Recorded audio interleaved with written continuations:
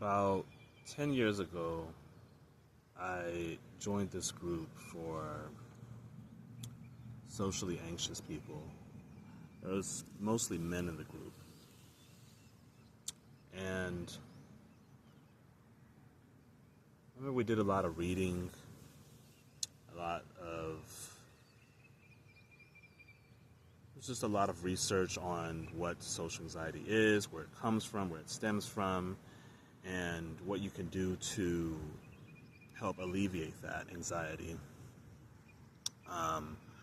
We did some activities, and we went out to public places together to get comfortable being in social settings.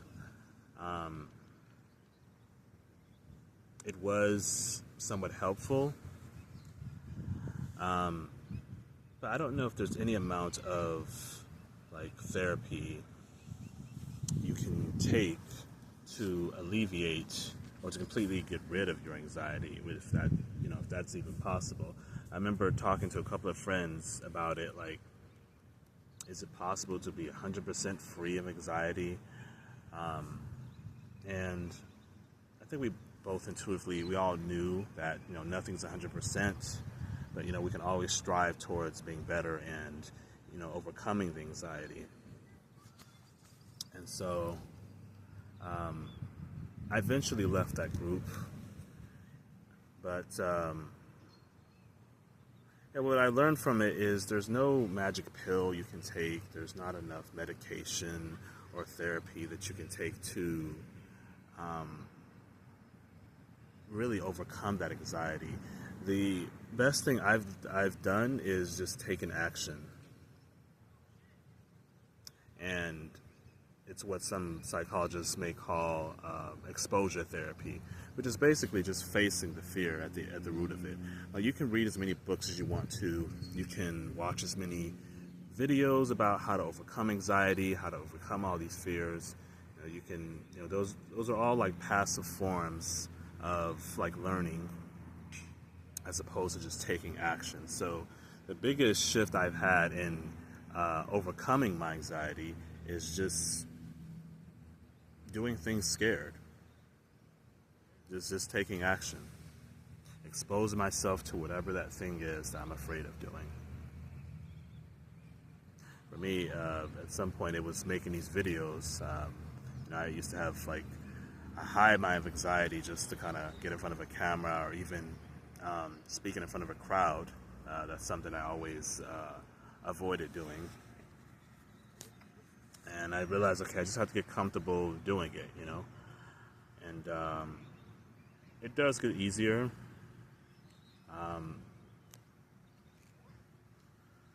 Sometimes my anxiety does get the best of me, but like I said, it's not 100%, and it does get better over time. The more that I take action, the more that I do things that are uncomfortable. I just learned to do it anyway, and I just normalized doing things that I'm afraid of doing. And that's the best way that I've been able to overcome not just anxiety, but any fears that I may have had. So, it wasn't easy. It's taken a lot. Not just reading about anxiety, learning about what causes fear. It's also taking just awareness of where it comes from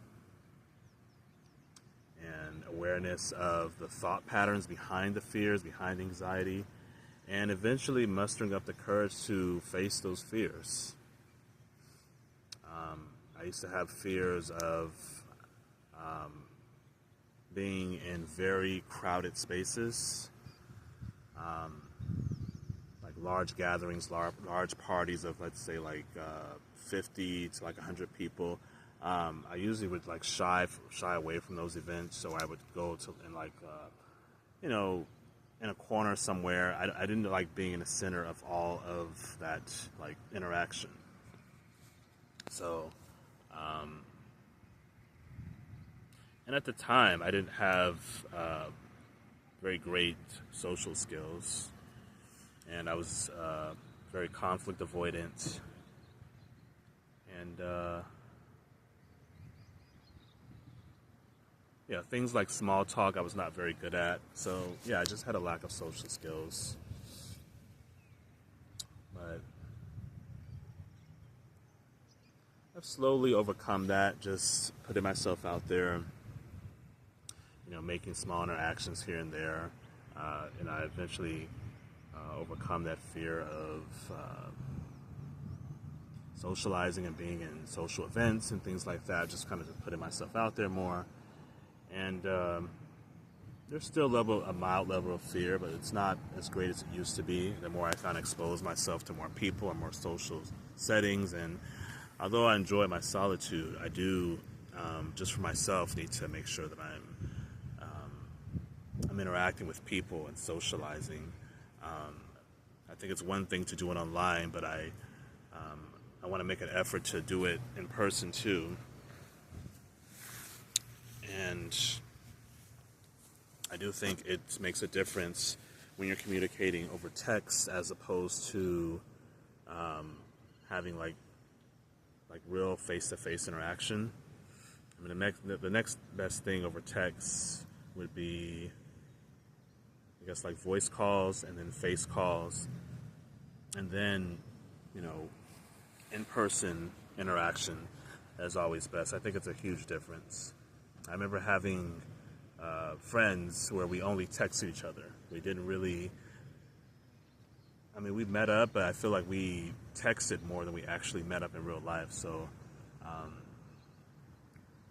I see how that was kind of hindering my progress in terms of getting comfortable with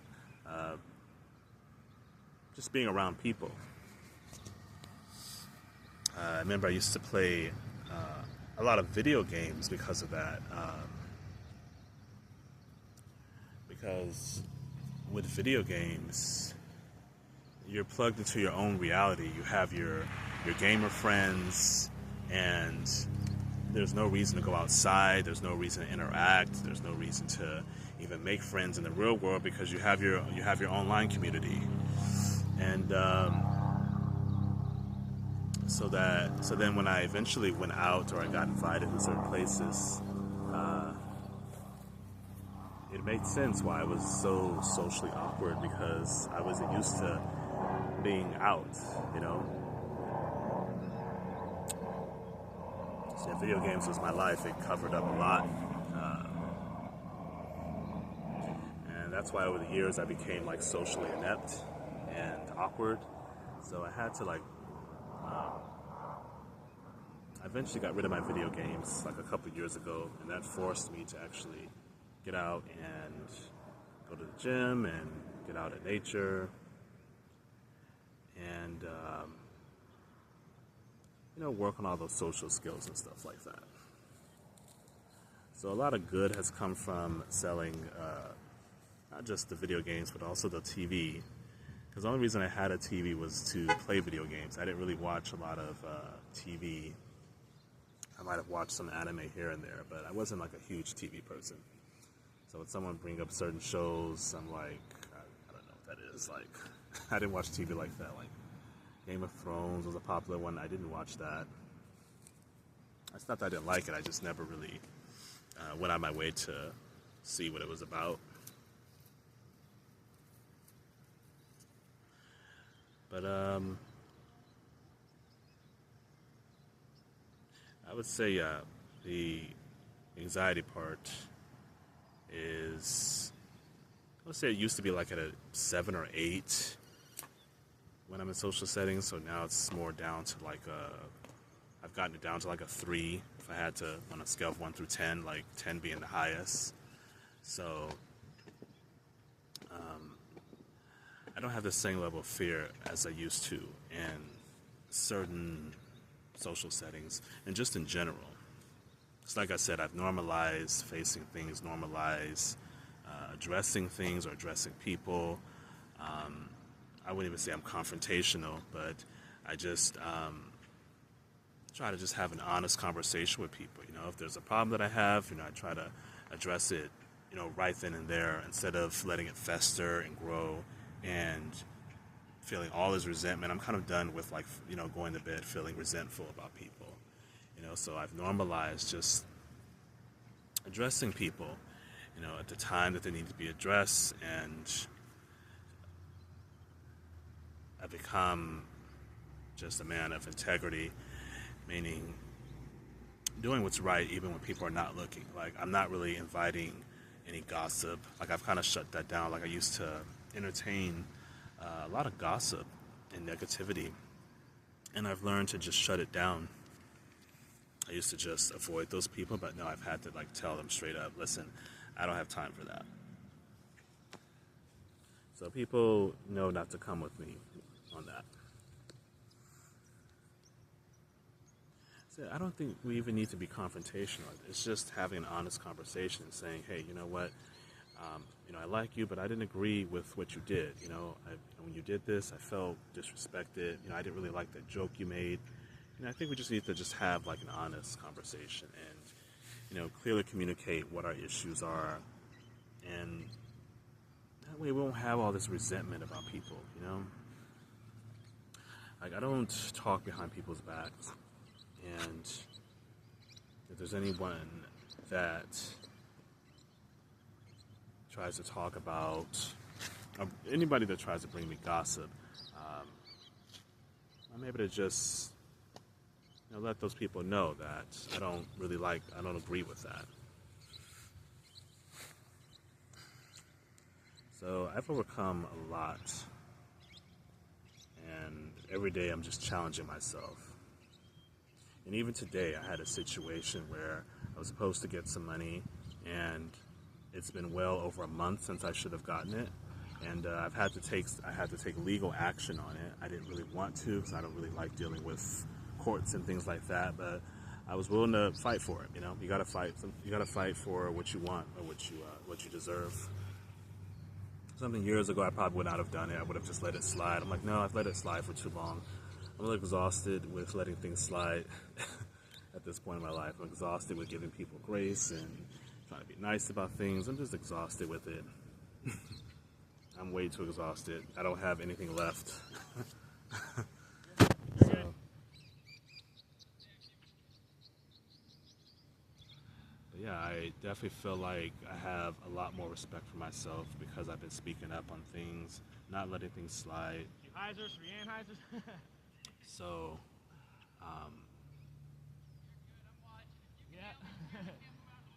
the anxiety part, I don't know if I'll ever 100% be over my anxiety. I don't think, the goal is not the perfection, but it's always striving to work towards things that are uncomfortable. Just doing things scared, even if you don't feel like you're ready to do it, you just do it anyway. I think we put too much emphasis on trying to be prepared for things before we take action. And I think in our attempts in trying to be prepared, we just create more reasons we end up procrastinating on the things that we want to do because we feel like we need to be we over prepare for things. I remember when I hosted my first seminar, and an hour before it started, I had all this anxiety. I was trying to do breathing exercises. I was trying to meditate.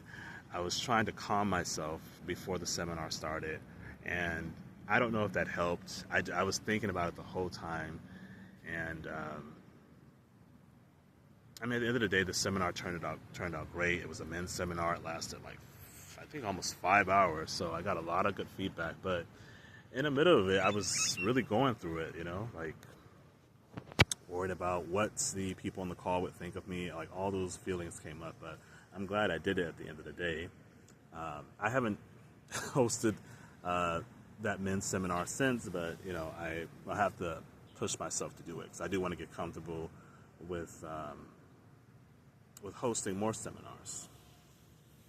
Yeah, you just gotta do things scary. You just have to tap into that courage. Just transmute that fear into courage, and I think a lot of anger, just being tired of being that guy that got walked all over. I was tired of being that person that people didn't respect. I was tired of being that guy that people just took advantage of.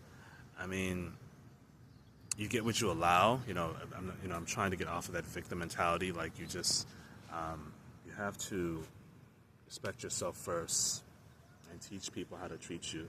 So I was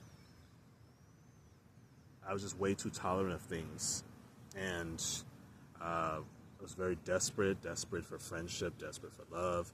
And when you're desperate, you're willing to do anything. You're willing to settle for less. You lower your standards just to be in a relationship, and you stay in relationships and friendships that are way past their expiration date.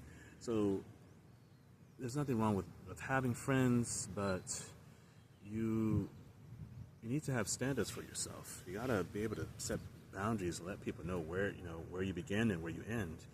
So, because when you're desperate, you do things that are just unnatural, and you're just willing to do anything. And I was that person, and I was tired of sacrificing myself and my soul just to make other people happy, just to fit in, and because I had all this fear of being alone. I think a lot of us are afraid of being about ourselves, and solitude has kind of helped me overcome that. I think everybody should take a period of time to themselves and just see what that experience is like. I think we need to get comfortable with ourselves. I'm not trying to promote a life of isolation. We all need people, and we all need friends. We need someone to, we want a romantic partner. There's nothing wrong with that, but it's coming from a place sometimes of need. It's coming from a place of fear and loneliness instead of from a place of love and abundance. That one person that you're thinking about, or that one friend that you may have lost, or that one breakup that you're still grieving over, we act as if there's not enough love to go around, as if there aren't like millions of people on this earth that we can meet. So it's a scarcity mindset.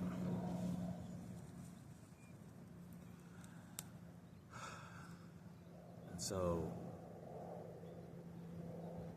when you're no longer in that place of desperation and fear, you can go into these friendships and these relationships, and you can make new connections from a place of abundance, from a place of I love myself, and I'm comfortable with myself, and I don't need anyone to feel validated.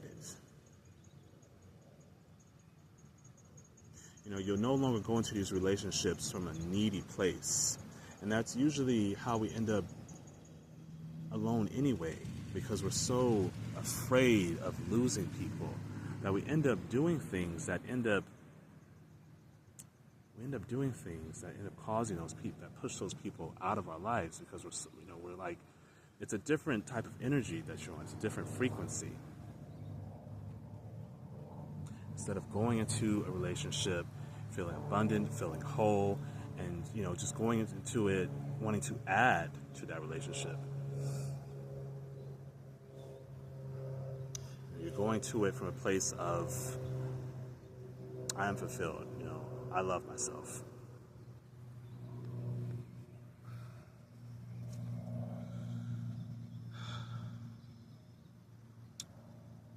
So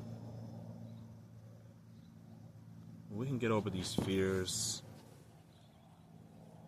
It'll totally change the nature of your relationships. It'll change the type of people that you invite into your life, the type of people that you attract into your life, once you're no longer operating on that fear frequency. And it'll affect your day-to-day situations. And the people that you used to resonate with, you probably won't resonate with anymore. Our life is a series of chapters. And in every chapter, we're going to meet people. And not every person you meet is meant to be in that next chapter in your life.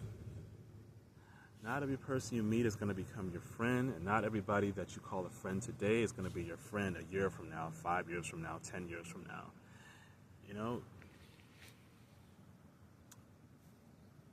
people really do come into our life for a season, and we have to figure out how long that season is. That season could be for just a week, could be a couple of minutes, could be some days, could be some months. We have to stop forcing people to. We have to stop forcing things that don't fit. If there's somebody you're not really vibing with, don't force it. Don't go out of your way to try to force a bond that's not there, or force a connection that's not there. If you have certain friends and you notice the vibe is off after a certain amount of time, and you're ready to move on to the next chapter in your life, maybe they're not meant to come with you. There's nothing wrong with what you're doing. There's nothing wrong with what they're doing. You're just no longer aligned. And as you are kind of healing your old wounds, you're kind of healing your trauma, you're going to end up operating on a much higher frequency. And the people that used to be around you, they may not resonate with that new frequency that you're on. Some people prefer the unhealed version of you. They prefer the version of you that had all this trauma and all this fear. They prefer the version of you that maybe didn't know how to speak up for yourself. And so some people may have benefited from that version of you. So as you start to heal all those wounds and you do that inner work, you become more connected with your higher self. And then certain people are just going to fall off. You won't even have to cut ties with anyone. You'll be operating on two different frequencies, and you just won't resonate with each other anymore. So I learned to just move with the energy instead of forcing things, Just go with the new connections that I'm making, and realize as I kind of move through these chapters of my life, not everyone is going to be there.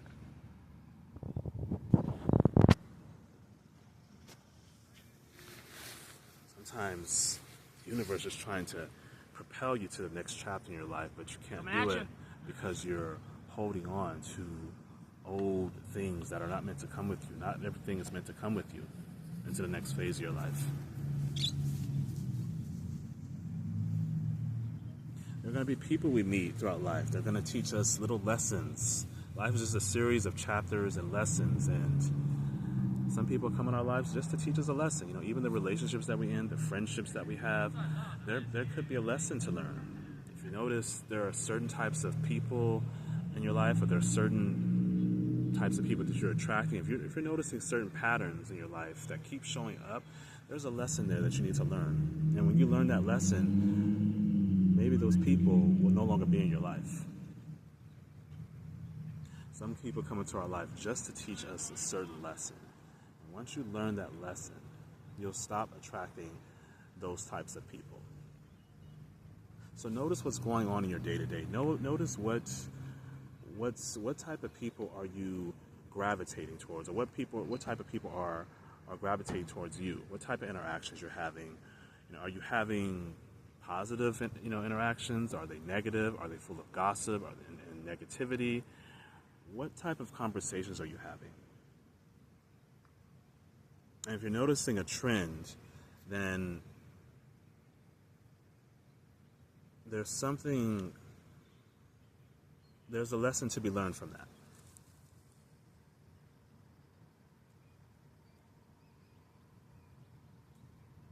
And we just have to learn the lesson.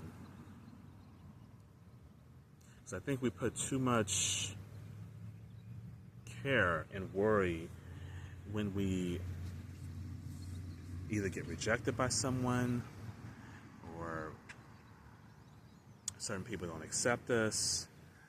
We put We just worry so much about these things, and I think we need to reframe how we see rejection, because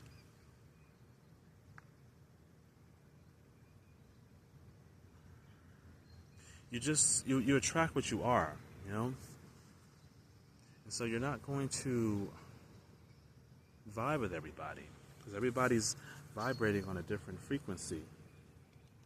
So reality just simply matches the frequency that you're on, and that's what you end up attracting into your life. And so instead of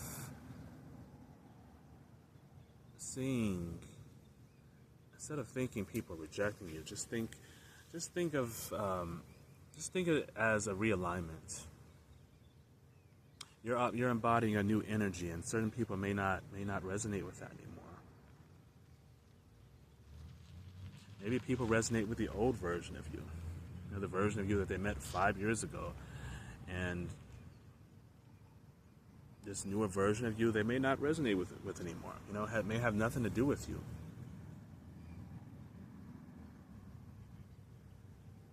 I remember I had this breakup, and I took it hard. I carried that grief, that pain for years, thinking that there's something wrong with me, just because this person broke up with me.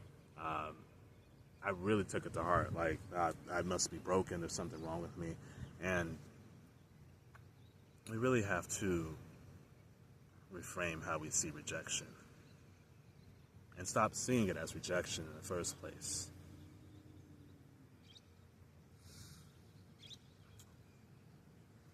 The universe has a way of aligning you with the people that are meant to elevate you to the next phase of your life. They're meant to teach you some sort of lesson that you need to learn.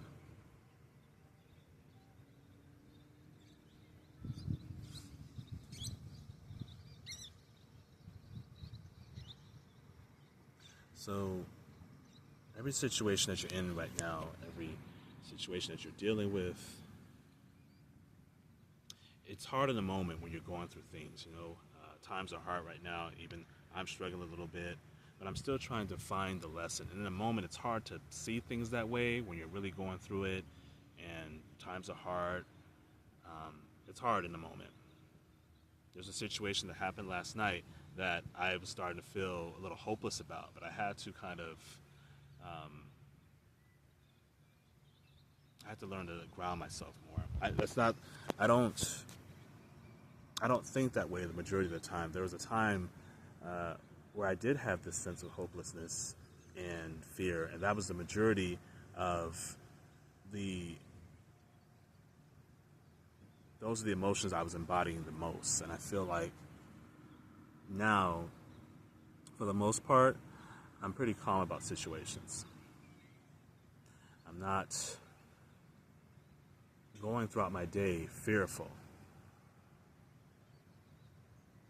I'm not going throughout my day stressed and worried about this person and whether that person likes me and the other. I'm not really living that way anymore. Every now and then, sure, but it's not the majority of how my day goes. And I would say that's progress.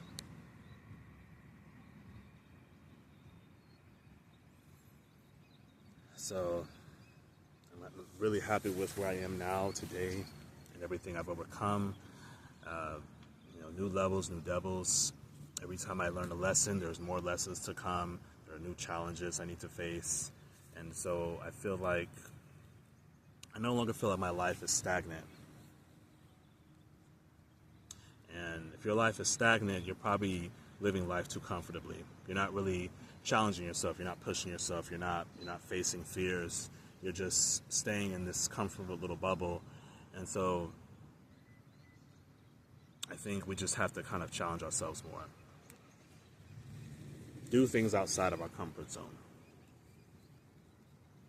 Because, if we had a life where everything was always nice and positive and we didn't have any problems, it would be a pretty boring life. There'd be nothing to learn from it. There's nothing to grow from. life is not meant to be lived like those monks in the temples or like in the mountains who are meditating every day. A peaceful life is not a life that's void of issues and problems and conflict. I would say a peaceful life is a conscious life. Conscious is like the opposite of living life on autopilot. You know, living life on autopilot, you know, you wake up stressed, you go to work, your brain is probably not even there, you're just going through the motions, and you come home, you watch a couple of videos on YouTube, and you go to sleep, and you do it all over again. You're just living life on autopilot. You're not aware of what's going on in your environment, and it's a very chaotic and unfulfilling way to live. Time is just passing you by. You're not enjoying your day-to-day. You're not enjoying the moment. So, a fulfilling life is a conscious life. You know, it's acknowledging how you feel. It's acknowledging what's going on around you. It's seeing yourself as equal to everyone else. It's seeing as everything as connected. And it's living in the present. It's not worrying so much. You're not stuck in the past, or you're not thinking too much into the future, but you're putting most of your energy into what's going on right now, this second. And sometimes you may take dips into the past, but it's not what you do the majority of your day. You're not thinking about things that happened or things that should have happened. You're not worried all the time. You're just present.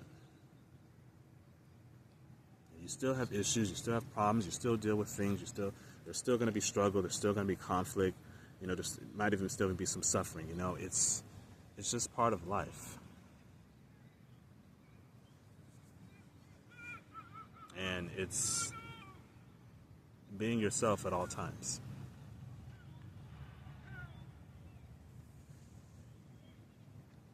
And not living life with any regrets.